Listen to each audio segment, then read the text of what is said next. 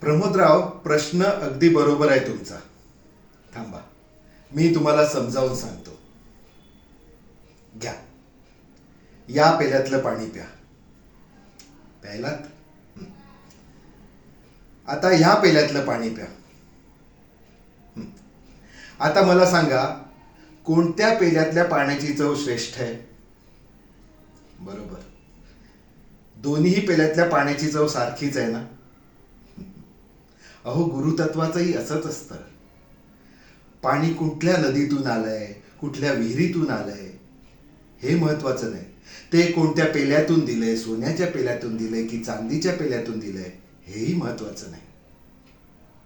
पिणाऱ्या माणसाची तहान भागवणं हे पाण्याचं तत्व. अहो, गुरुतत्वाचंही तसंच आहे.